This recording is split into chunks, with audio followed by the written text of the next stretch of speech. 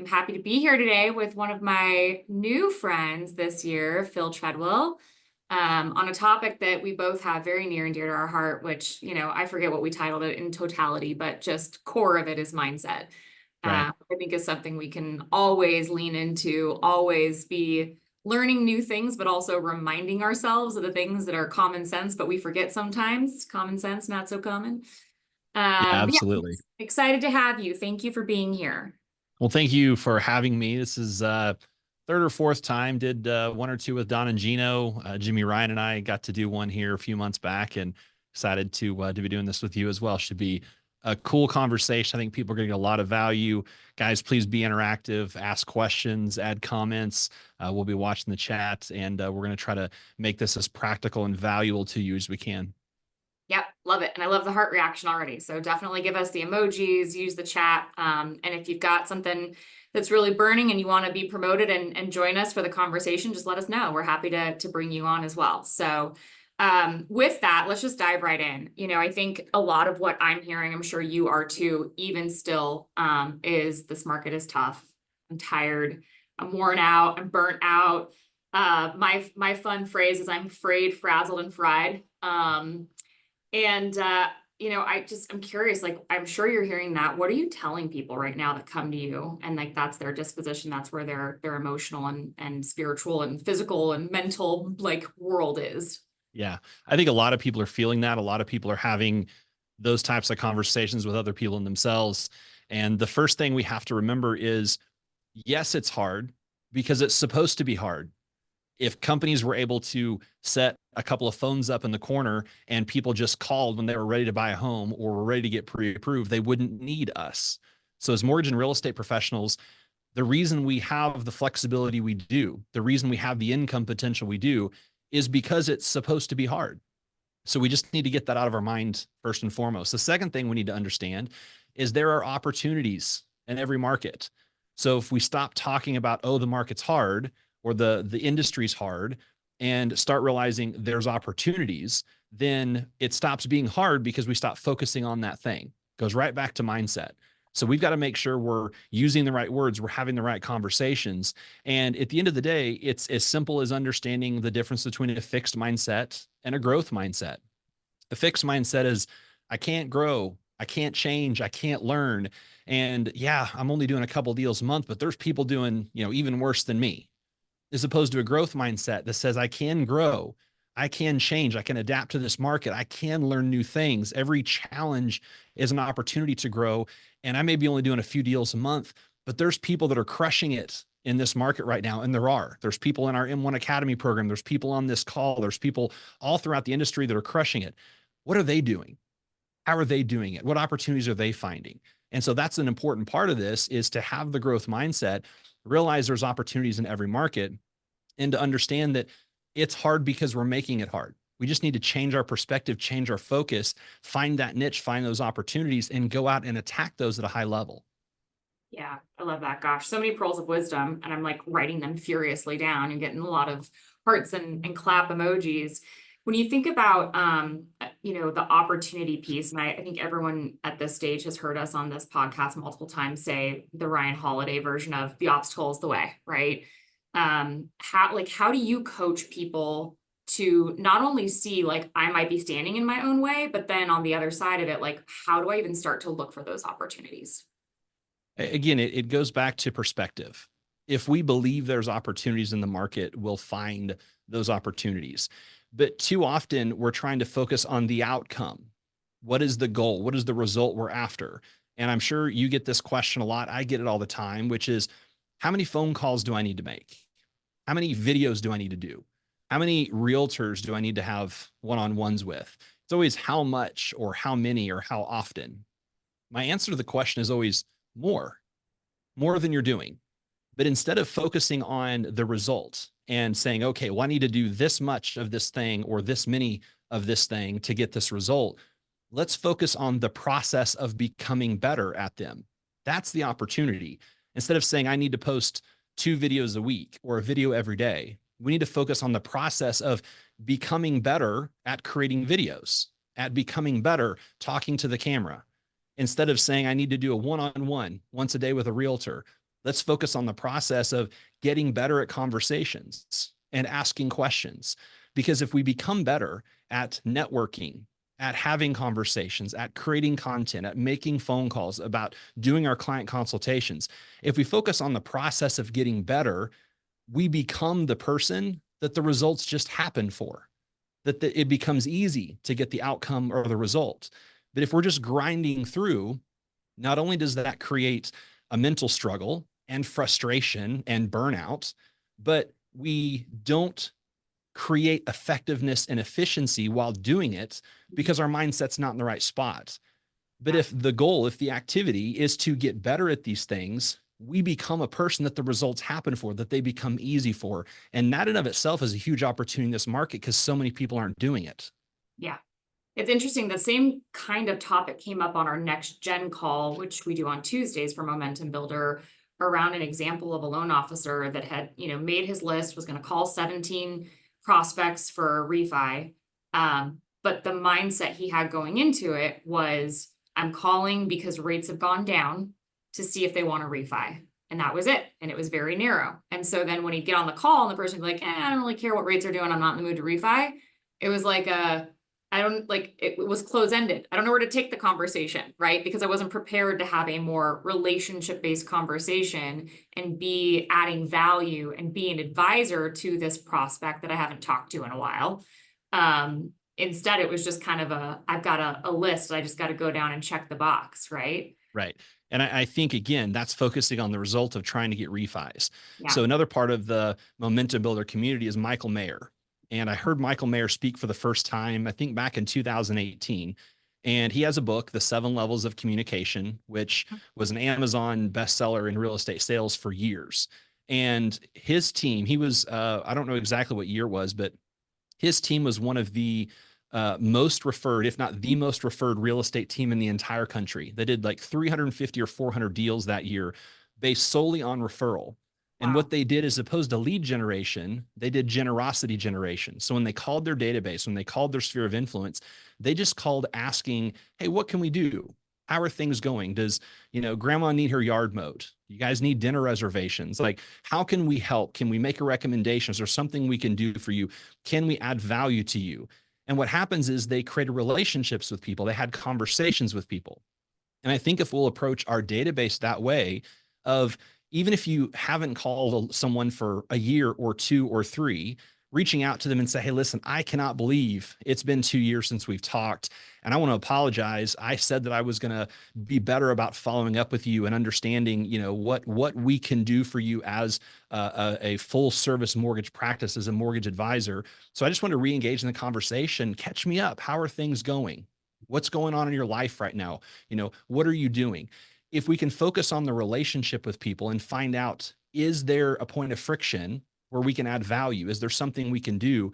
And we get away from talking about mortgage, the relationship happens. And I had a mentor, one of my very first mentors years and years ago, even before I got in the mortgage business, said, every dud knows a stud.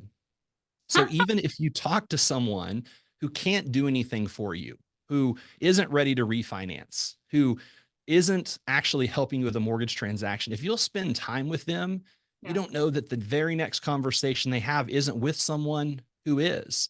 It's the Right. same reason that when we do applications, when we try to pre-approve someone, it's never no, it's a not yet.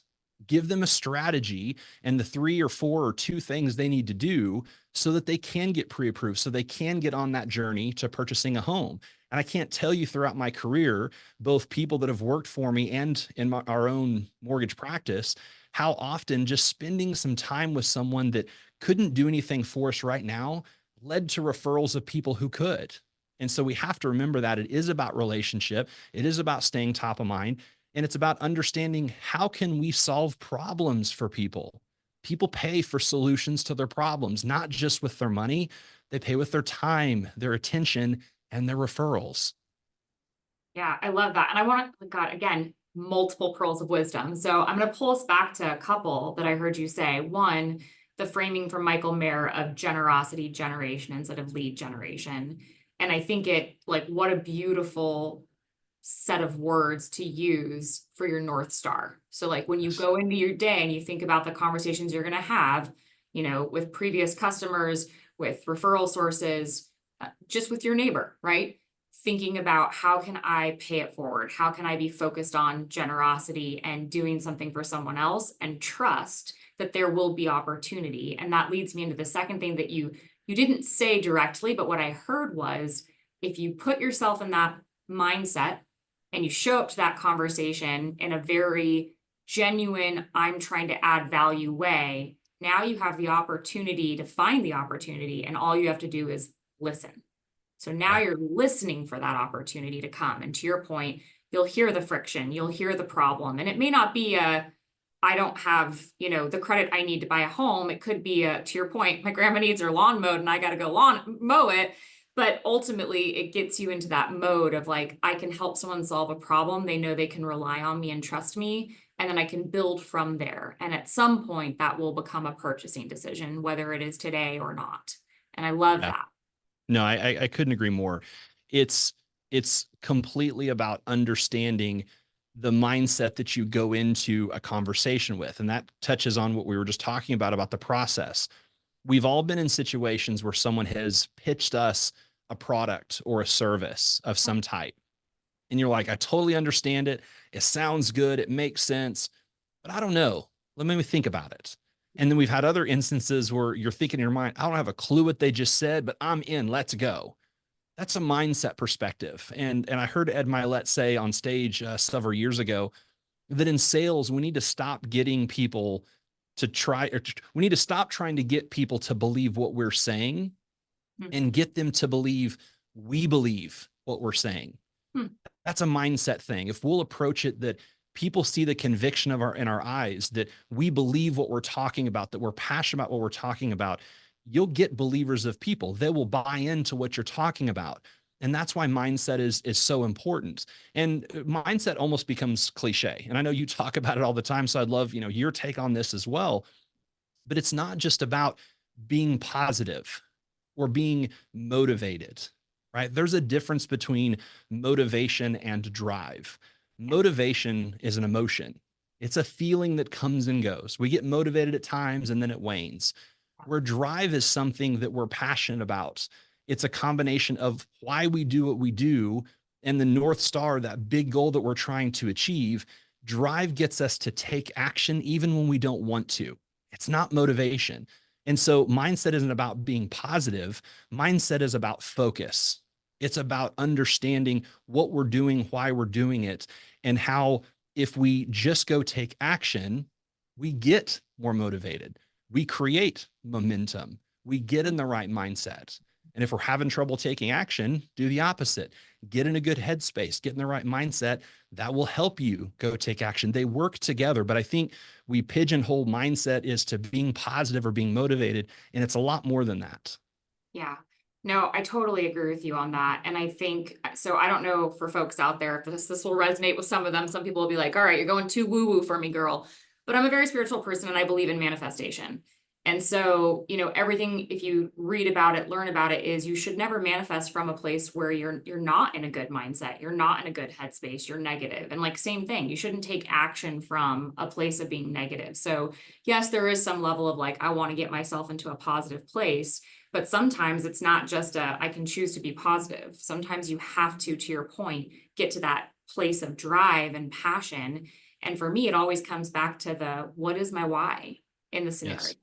Right. Yeah. And if I can remember my why, my North Star, or I have to sit down and visualize something that I'm trying to get to, a dream, an aspiration, and visualize that in a way where I can feel it as being real right now, that puts me into a state of being more positive. And then you are driven, you're acting from your passion, or even thinking about putting yourself in a position of what you said earlier, like take action and just let it build from there, right? So it's like maybe you're not in a positive mindset. Maybe you can't do that visualization and get yourself to get there. Fine, then just take a small baby step and allow that to be what helps trickle you into it. And oftentimes if you can't find the baby step, I love gratitude practice. Like I bring it up all the time, right? Because science has shown that when we move into a space of truly feeling grateful, not just being like, oh, I'm happy I have a cup of coffee. No, like I'm grateful for the taste of coffee in the morning. Like that first sip of coffee makes me feel like I can take on everything. When I get that, see, I got a heart for coffee. When I get that feeling, now I'm really in a place of gratitude. And now science shows my brain waves have shifted, the chemicals going off in my body are shifting, and I am now naturally in a more positive state and I can act from there.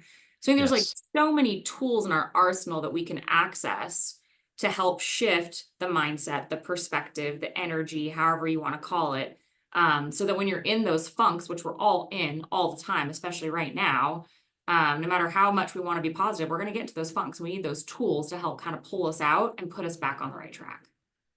There's so many good things in there that now you're giving these, dropping these wisdom bombs. So I want to comment on a couple of things you said. The first, we were talking about manifestation. We were talking Yeah. about, saying affirmations and believing things to be true before they're true. Yes, there was a very spiritual aspect and component to it, but for those, regardless of which you believe, there's also a very physiological, biological thing that's happening too. I'm very big on speaking affirmations out loud. And here's why. We have a feedback loop. 65 to 70% of the words that we hear every day are our own words. And those words go into our subconscious. And our subconscious controls the things that we say and the things that we do.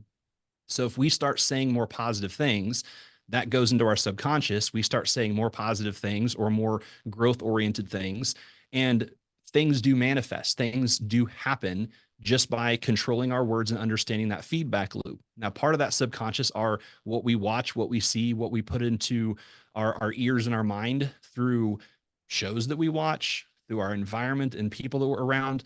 But that is a very real biological thing in addition to the spiritual metaphysical side of it as well.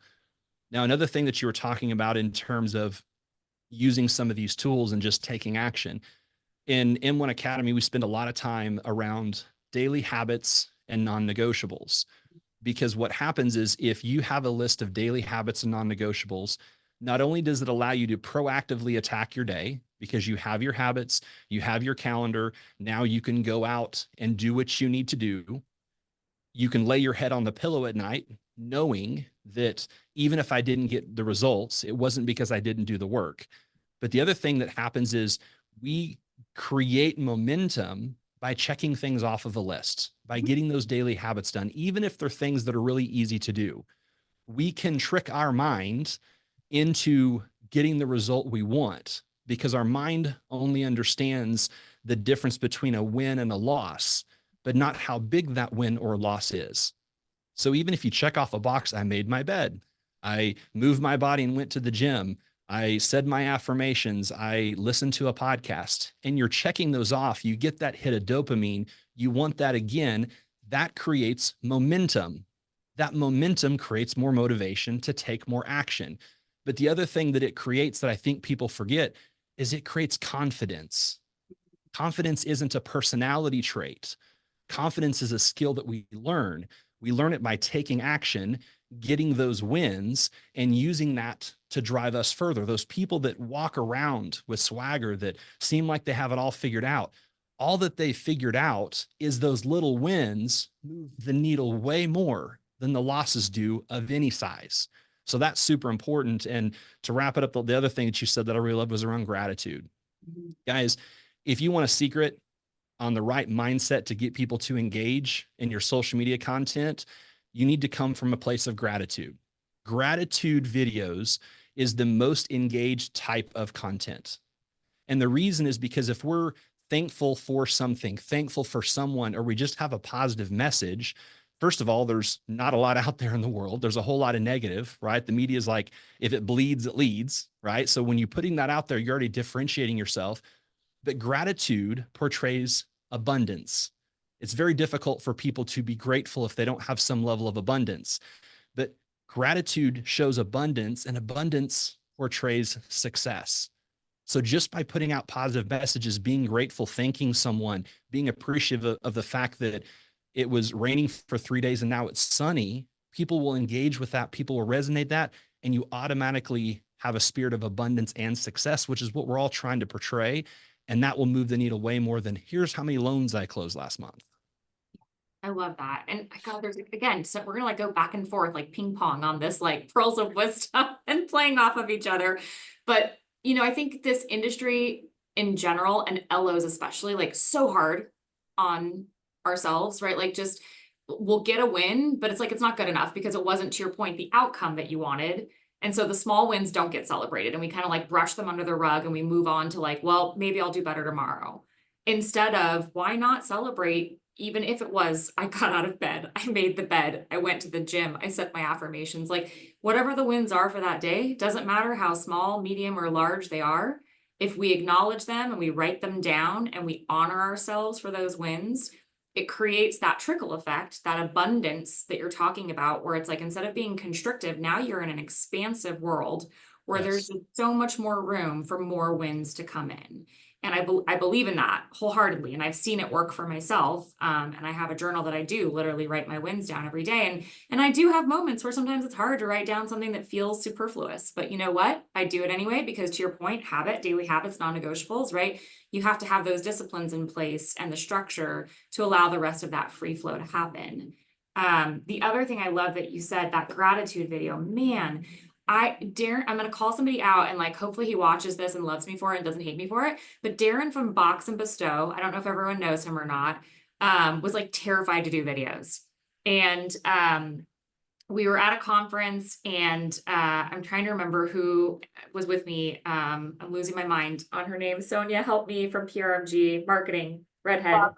Robin, thank you, Robin Clayton. And I were like, you just got to do it. You just got to do it. Like we'll do one here. We'll do it live. We're at, I think, Total Experts conference. And he was like so terrified. He finally did it. And then yesterday he posted a video and it was a gratitude video. And he was calling out like, you know, I went to Momentum Builder this year. I met these people, you know, they've helped me gain the strength, the confidence, the mindset I needed to do more videos. And like, here I am doing one. And so my video is like just thanking them for being present, for seeing me, for acknowledging that I needed support and offering me that like confidence when he couldn't see it for himself. And then all the content that we create to kind of, you know, go with that. And it was such a feel good moment because he called me out in it too. Like, I mean, when someone else does it and you're the one that gets thanked for it, now I'm like, oh my gosh, like, what can I do for you? How can I help your business? And like, how can I, you know, repost this video? And now I want to go do a gratitude video. And it was just like insane, the domino effect that occurred inside of me from an experience of just watching someone else do a gratitude video. Yes, I couldn't agree more. It's so funny. It reminded me, one of my coaches and mentors over the years is Tim Brahim. Mm-hmm. And one of the first things I learned from Tim, he said it from stage even before I hired him as a coach. This has been 6 or 7 years ago. He said, no one reciprocates with takers. Hmm. And I always remembered that. And a taker is someone who's always asking for something, even if you don't actually get anything or take anything. But if you're constantly asking for something, people don't typically reciprocate with that, but they will reciprocate with givers. So if you're adding value, if you're gracious, have gratitude, are coming from a place of trying to add value, to your point, Sasha, what you just said, people want to say, oh, hey, well, what can I do for you? How can I help? How can I be a part of this? Who can I introduce you to? That's how networking should be done, is Right. getting to know people and letting them know, hey, I'd love to make some introductions. What type of people are you trying to get introduced to?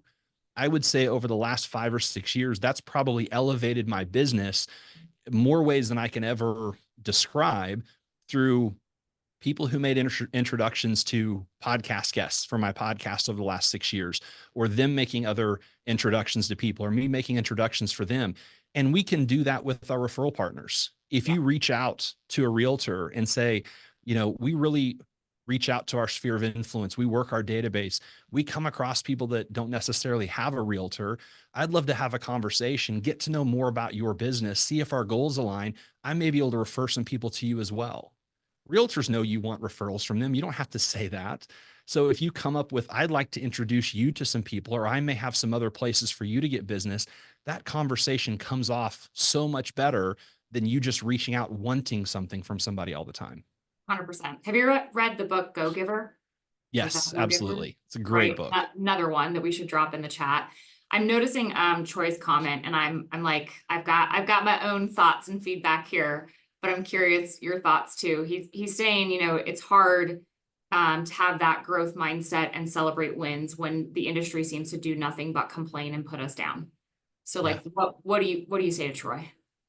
Troy, I 100% understand where you're coming from. And that's a big reason why Sasha and I are having this conversation is the industry's talking about how tough it is, how bad it is. And that's what's making it bad and tough. And I agree that in different environments within a company, within communities on social media, or the macro industry, they're going to want to do those things because unfortunately that's human nature. But 97% of people do not respond to negative motivation. Meaning, if you tell someone how bad they did at something, that doesn't create any drive or motivation for them to want to do better. So these are things that you have to do with yourself. You have to control your environment. We have 2 eyes and 2 ears for a reason. So we need to be much more in control of what we're reading, what we're watching, what we're listening to, than even the things that we're saying. Those things all go in. So I agree that it's a challenge. At the same time, these are things that you do in your own mind. And what happens is whenever you start limiting the contact with those negative people and they start seeing you talk differently and act differently and run your business differently, that's also something that is contagious. You can't be on fire and not heat up and catch the people on fire around you. And if they don't, you have to limit your contact with them. And that may be people that aren't even in the industry, that aren't even in your particular business. Doesn't mean you have to alienate friends and family members, but you can limit contact and you can control the conversations. So we can celebrate the wins. You just have to be the one to celebrate them, because a lot of times if you want to celebrate those things, people are going to slap that down, because what happens is when you put your head above the crowd, you're going to get tomatoes thrown at you. So you just have to remember, I'm going to stack my wins. I'm going to celebrate those wins. I'm going to create that momentum. I'm going to create that motivation. I'm going to let my actions, my words, and results speak for themselves, even though I'm not talking directly to anyone. Yeah, great feedback, great coaching. Troy gave you a 100, probably million% really, with some hands up on that one. I think that the point you made around when you stand up and you write, my mentor who sadly passed away from cancer a couple years ago used to always tell this to me: rise above, look beyond. And when you do rise above, there is a chance you're going to get hit with the tomatoes. I make the joke of like, turn lemons into a lemon drop martini. Screw lemonade. I want the lemon drop martini, especially Morton's, by the way. They make the best one. They put limoncello in it. It's delicious. But like, be prepared for the tomatoes and just be like, F it, throw them, go ahead. Right. Like I write, I think you know this, a newsletter every Monday called the Monday Magic. And the other day I have this bracelet on every day. I'm not going to be able to show it very well, but it says, let them. Right. And it's like, go ahead, let them throw the tomatoes. Like, let them be the naysayers, let them be the peanut gallery. Like, they're always going to be there. Right. That shouldn't stop you, because they're going to have an opinion one way or the other, but that doesn't change whether or not you're successful. What changes whether you're successful is whether you do celebrate those wins, and Yes. whether you do choose to have a mindset of, I'm going to persevere. I'm going to rise above and look beyond, even with people throwing tomatoes in my face. I love that. And I love your when life gives you lemons, make a limoncello Drop martini martini. instead. Yeah. I heard a quote one time that I thought was pretty funny. It says, when life gives you lemons, cut the lemon in half and squirt life in the eye. Oh And my God. so, there's a lot of different things that you can talk about here. One of the things I wanted to kind of mention, especially with the people that are around you, Tyler Perry has a video out there and he talks about if you're the space shuttle and you're soaring to new heights. If you think about the space shuttle, it had booster rockets on the side of it, but the space shuttle gets to an altitude where those booster rockets Fall off. detach and fall away. Yeah. And he was using as a metaphor of that is a lot how people in our lives can be sometimes. As you continue to progress further and go to new heights, some people are going to fall away. It doesn't make them bad people. It doesn't mean they didn't even potentially help you along the way, but they may not necessarily be able to keep up with you where you're going. And it can be lonely, right? Ed Milet talks about the lonely road, the lonely road of you look around, no one else is here and I'm still working. No one else is out there doing those things. No one's thinking the way that I'm thinking. If you're on the lonely road, you're on the right road. That goes back to what the sign is behind me, be uncommon. It ties into a book that I'm finishing, What the Uncommon Have in Common. Elite performers, highly successful people have mindset, have habits, have tactics that are all in common, even though they're different types of businesses. These are uncommon people who understand these things. And we've just got to realize that we do need to celebrate our wins. We do need to rise above and look beyond.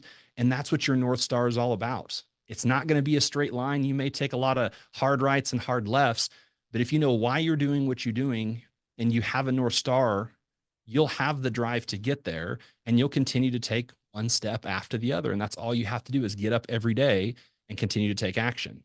Yeah. It reminded me, and I was like just looking it up on my phone while you were talking about it, this quote I saw the other day by Carl Jung, which is, if the path before you is clear, you're probably on someone else's. Yeah. Right. And it's like that feeling of both when things aren't clear and you're like, I have no idea where this is going. Or to your point, you outgrow the area that you were in and no longer do maybe the jobs, the people, place you live, like could be all sorts of things no longer fit because you've outgrown it and it's time to move on. It can be scary because you look around and there isn't anyone there, but also that means you're paving the way, not just for yourself, but for others that might not have the courage to do it themselves. And Yeah. so, you know, if ever there was a group that is courageous, it's loan officers. I'm sorry, but like this is, especially in this market, like it takes a lot to keep your head in the game right now. I'm not gonna, I don't think either of us are gonna say that that's not true. We're just saying you have a choice and we're Yeah. giving you tools to make a decision on if I'm gonna stay in it and keep my head in the game, then I gotta get my head right. Yes. And on that getting your head right topic, I'm going to say something in a kind of a tough love way, and this is probably going to be maybe an unpopular statement, but the strategy that got you here is not the strategy that's going to take you to the next level. Yeah. And what I mean by that is the things that made you successful in 2008 or 2012 or 2018 or 2021 is not always the thing that's going to make you successful right now. You have to adapt and change. There's a lot of people out there talking right now about getting back to the basics. And I don't disagree, but I do disagree that you're going to go do the same thing right now that you did years ago. It's a completely different market in a completely different world with completely different consumers and our attention and where we give our attention and how we gain attention from the audience that we're trying to seek.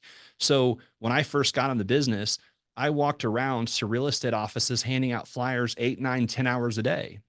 I did 56 loans my first year in the business, which was a pretty good first year.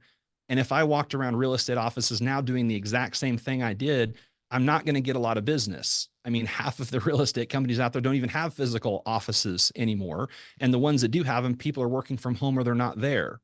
But what we do when we say get back to the basics is what made that work. It made it work because I was in front of people, meeting people, having relevant conversations, building relationships. So you have to ask yourself today, how do I get in front of people, have conversations in a relevant way, and create relationships? A lot of times that's going to start on social media. Social media is about being social. It's not about the media part. We all think we're out there being social and we're putting commercials out there and we wonder why there's no engagement. It's because nobody wants to see that.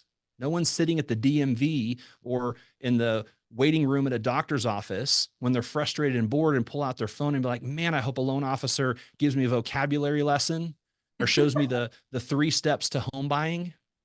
Guys, that's great content for people that are in the home buying process. Put it in your website, put it on YouTube for people to reference. Social media is about being social. Entertain them, give them information or advice. We're naturally voyeurs. Talk about who you are, not what you do. Get engagement with people, start a chat conversation, and then take that offline. So back to the basics aren't do this exact same tactics that we did years ago that got us results. It's why did those actions in that environment get those results? And how do I make it relevant today? It's completely different world. We didn't have 2-day shipping with Amazon years ago. Now we do. living in the DFW area, when I shop on Amazon, I click Prime. And if I don't get the product the same day or next day, I look at a different product. Yeah. And then we wonder why, when we're emailing clients a list of documents that they need to print out and email back to us, why they won't do it. We're in a different world. People engage on social media. And I know I'm on this soapbox, but I feel like people need to hear this and change their mindset on what's going to get them results. YouTube is the #1 streaming platform on connected TVs in the United States over the last 12 months. Crazy. They beat Netflix, they beat Prime, they beat Hulu. YouTube is the #1 streaming platform on connected TVs in the US over the last 12 months. Now, am I sitting here saying everyone needs to start a YouTube channel? Maybe, maybe not. What I'm saying is our attention's different. We're not talking Dish or Direct TV. We're not talking cable. People's attention is in different places. It's a different world, which means you need to tactically approach your business. Marketing is getting someone's attention. Sales comes later. And I want people to change their mindset and change how they're thinking about approaching their business.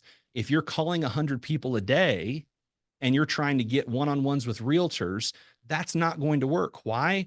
A lot of millennials, which millennials are what, 42 to 27? A lot of millennials don't even answer the phone if they don't recognize the number.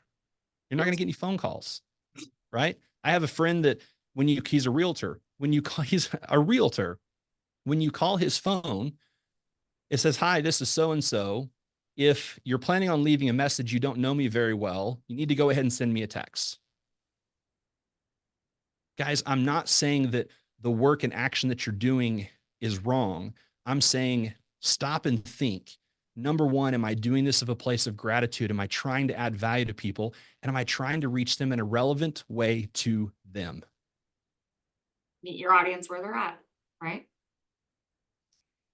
Gosh, like again, pearls and pearls and pearls of wisdom. Don't even know where to go with it. YouTube. So let's like for a minute, let's just pivot into playing with that because I've never even set up a YouTube. I mean, I probably have one because I probably did one video some God knows how many years ago and never did anything with it. But like what if someone's thinking about, all right, I'm gonna go lean into that. What advice do you have? I would say that YouTube is, a Goliath. It's what, the second or third largest search engine on planet Earth, behind Google, who ironically owns YouTube, and Yeah. Amazon.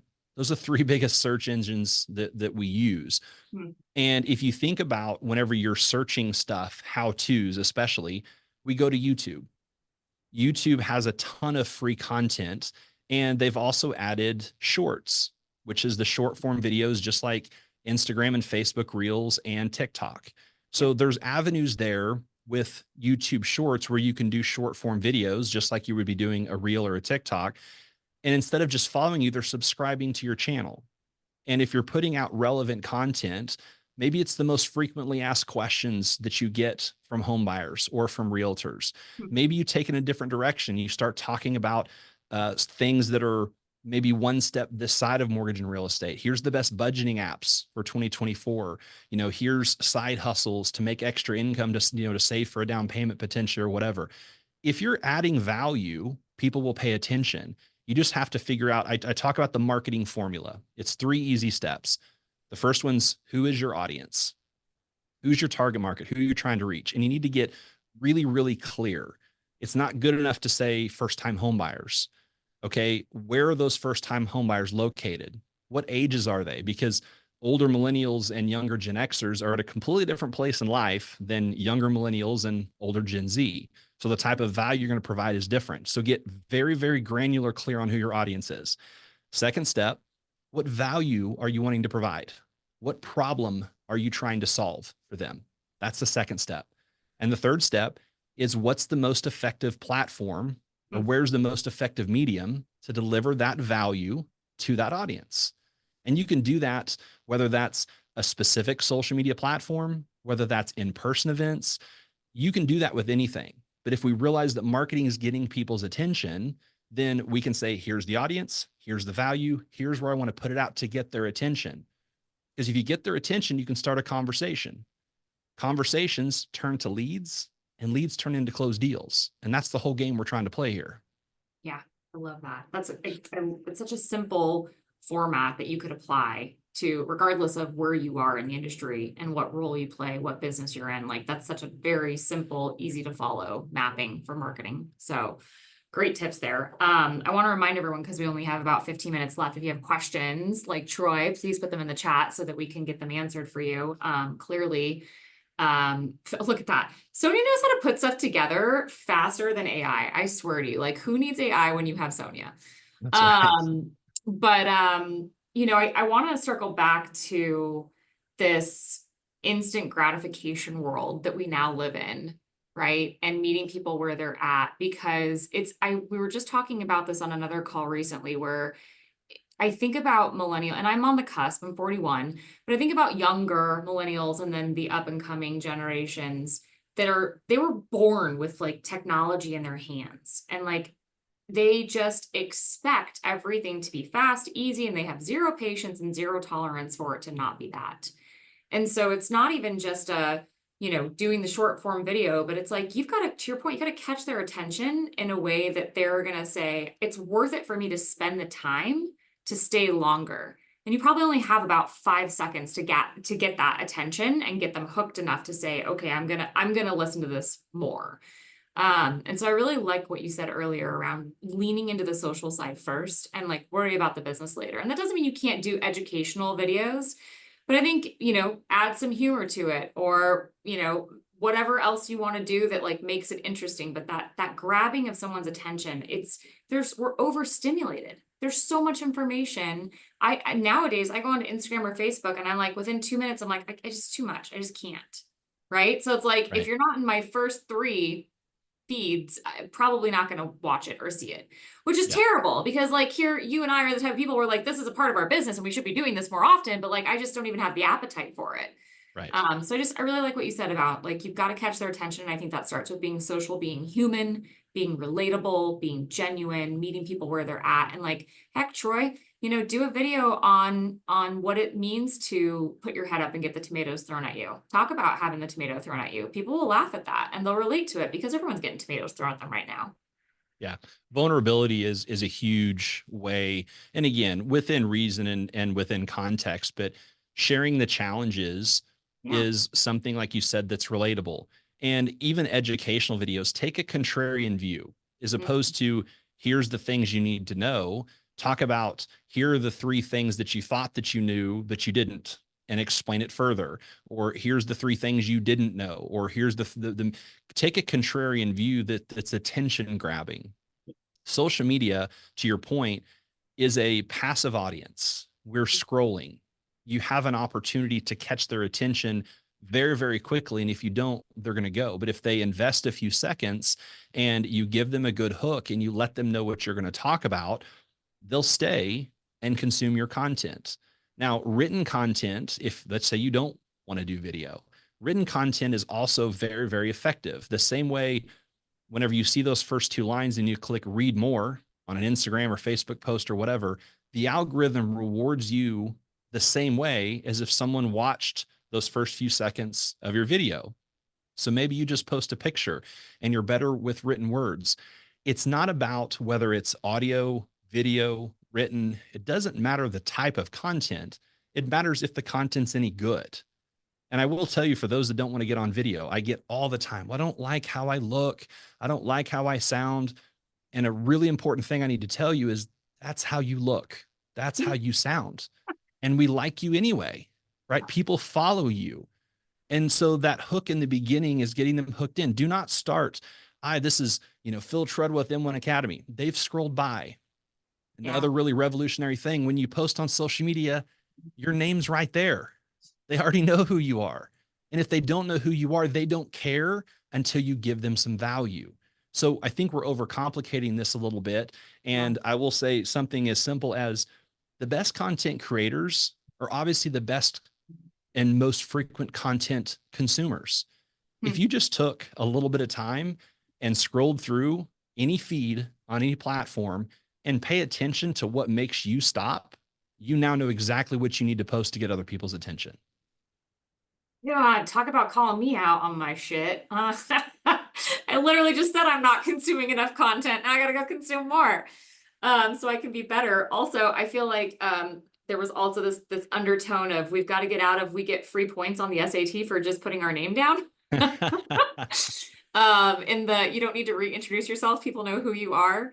And I also love the, people always see you different than you see yourself, Yep. right? And it's just so funny how critical, and that's the negative, I think, of social media is like we're nitpicking ourselves and we're looking at ourselves every day and like mirrors and all that, whatever.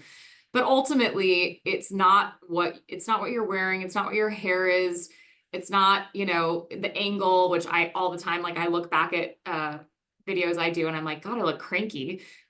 It's the energy though. Like the energy you bring is going to come across and people are going to connect to that.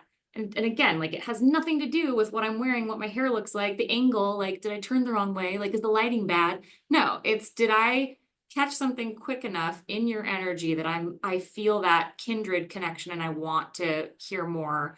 I want to know more, or I love that contrarian view, right? What you thought you knew. It's like in this day and age, everyone thinks they know everything. And so when you tell them you don't, you thought you knew, but you were wrong. They're like, what do you mean I'm wrong? Like now I have to know because I Right. clearly need to know. So I'm going to watch it so I can find out and no longer be wrong. So those are both great points Well, to it's kind of like Dave Ramsey is a very controversial figure. I like to use him as an oh yeah. example. I don't care if you did a video of here's why Dave Ramsey is the smartest financial mind on planet Earth, or here's why Dave Ramsey is the worst financial mind on planet. You're going to get engagement in that post because Sure. everyone seems to have an opinion on that thing. So if we take that contrarian view or be a little bit controversial to hook people in, they'll stay long enough for the meat of the content, which is what we all want. But if we start off by introducing ourselves and today I'm going to talk about da da da da da, no Yeah. one cares. Social media does need to be quick. It's not to share everything that you want to share. It's to get them into your ecosystem, to get them to follow you or to click on the link in your bio and go consume other pieces of information. YouTube is a place that you can do longer form content. But again, there's a structure to that. You need to talk about what you're going to talk about before you talk about it. It's a passive audience. If you're speaking in front of a crowd that's a captive audience, they'll let you unpack it and then you can save the good for the end and finish, with a bang. That's not the way social media is. It's the complete opposite. Yeah. I almost wonder though, like if I think about, whether in the audience you all ever get on stage or whether it's just going into, a real estate office and doing a presentation there or, whatever it might be, an education, maybe you partner someone on doing education for home buyers. I still think we have this like more traditional style of I need to read, like someone probably presents who you are, they like introduce you, but then when you get up there, you gotta like reintroduce yourself and go through this whole thing. And we're probably losing people even in those scenarios where we do have a captive audience. They're not passive, but that being said, maybe play with that too and Yeah. see, do I get a better reaction and do I get people paying attention if I start with something that is a contrarian view or that is funny or that just anything that would just grab them and they're expecting to hear you say, hi, I'm Phil Treadwell with, M1 Academy. And Right. instead, you say something off the wall and they're like, wait, what? Right? Because they're probably sitting there looking at their phones, right? Not paying attention, even if they are captive. So it's a fun thing to Yeah. play with, regardless of the audience, the medium, and where It you are. is. And whether it's storytelling, sentimentality, humor, controversial topics, it doesn't really matter Yeah. if you'll scroll and figure out what makes you stop and pay attention. That's probably a key to the type of content you should create because we want to attract people to us that are like us, that we have things in common with. When I talked earlier about marketing is about getting someone's attention, effective marketing that gets results takes that attention and balances it with trust. And the two main ways that I found to create trust, the first is find things in common with people. Well, if you can't have a conversation with them, then you have to share things about you and let them get drawn to you because they also like the same things. They have those things in common. And the second way to create trust is to give them something of value without asking anything in return. Yeah. Marketing and sales are two different things. They're two arms of the same body. But sales comes after you've created rapport, after you've created a relationship to give a call to action. So in your social media content, as soon as you give value, or if you give value, as soon as you make a call to action, you've eliminated the trust. You're saying, I'm giving you this thing of value because I want something from you. So just give value. That creates trust once you have their attention. And that's what makes effective marketing. Love that. We've got like 5 minutes. We got to end on mindset. We went down this marketing path, but I love it. But there's one thing you said that I want to just confirm that I heard correctly, because I didn't even know this, which is on a post, especially on LinkedIn, there's an algorithm. So like if you have the first two sentences, if someone clicks the read more, that algorithm does what for you? It's going to give you engagement points the same way whenever we tell people you only have a few seconds on a video. Yeah. And, we used to grade, okay, the first 3 seconds, 8 seconds, 10 seconds, whatever. The same points that the algorithm gives you the longer someone watches your video, if they pause or stop on your post, especially if they click read more, you're going to get more reach with that post. Okay. So if you've got a strong couple of lines in the beginning and they click read more, you're going to get a lot of quote points from the algorithm. Again, like you said earlier, the whole point of social media, the social media platforms, is to keep you on that platform longer, right? It's a free service, a free platform that we use. So how do they make money? By showing ads to people. So if you put out good content that keeps people on the platform longer so that they can show them more ads, you're in turn going to get more reach with your content because you're helping them make money. That's magic. I mean, it makes sense, but like never knew that. So thank you. That's my new factoid for the day. All right. Before we do housekeeping, final words. If I was in a coaching session with you and I had come into this session telling you I'm having a rough time and I need to help get my mindset straight, your final words of wisdom to help me as I go back out in the world. I would say that you need to make the decision. The gap between where you are right now and where you want to be is nothing more than a decision that you're going to do what it takes. And Tony Robbins says you've not truly made a decision unless it creates new action. So if you make a decision, but you're not actually doing anything about it, you're not taking any more action, you've not really made that decision. So my advice to people out there is make the decision. This is what I'm going to do, right? We all know Aunt Sally and Uncle Bob, that once they made their mind up, there's no change in their mind. We can do the same thing. We can make the decision.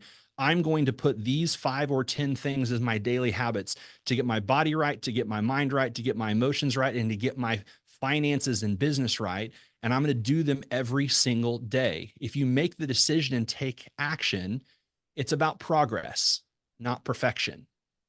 Success is about consistent and persistent effort over time. We know what it means to be consistent, doing it regularly, but persistence is staying consistent whether you get results or not. So consistent and persistent effort, that action over time. I don't care if it's 3 months for some people or 3 years for another. If I said you're going to have $100 million in production or $1 million W-2 or the man or woman of your dreams or whatever your big goal is, you're for sure going to have it for sure in 3 years. If you did these 5 things every day, would you do it? Everyone's like, well, of course I would. That's what we're giving up by not taking action, staying consistent, persistent. And we don't, because in my example, I said, you're for sure going to have it. We don't have the belief that it's going to be there. But the irony is the only way to create the belief is to go do the work and see those results and celebrate those wins. Love it. Mic drop right there. Commit, make a decision, take action. If all else fails, go make a lemon drop martini. That's right. That's exactly right. And with that, let's tee up what's coming up next. Thank you so much, Phil, for being here today. Thank you for having me. I can't wait for people to watch the recording of this that missed it live, because it was just, I mean, jam-packed with so much wisdom. I just can't come up with a better word, because it is pure wisdom and gold nuggets. So thank you so much. Gosh, NAR settlement, it is here, right? And we got to pivot in our industry and be ready to handle what this means and get creative and see the opportunity in it. So let's do that next week with Josh Metal and Mark Robertson. And then right after that, Are You Fit for Success with Brian Covey? Got some cool sessions coming up. We keep trying to add, a lot of variety to it. So I hope you'll join us for that. As always, join our community. We have an app. I think Sonia mentioned in there, like, you want to talk about a list of resources, including books. We keep all that in there. So like, consider it your one-stop shop for everything momentum builder, whether you're a Google person or an Apple person, you had both options. Join our Facebook group.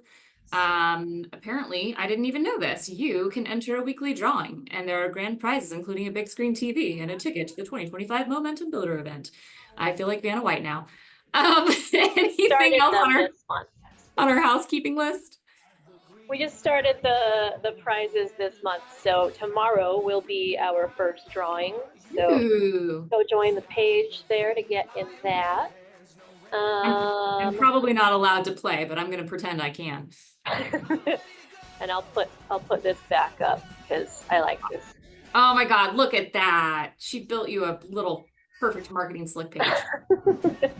Yeah, great. I mean, I'm serious. It was just perfect advice for regardless of what role and what you do. Who's your audience? What value are you providing to them? What's the most effective medium platform to reach them on to deliver that value?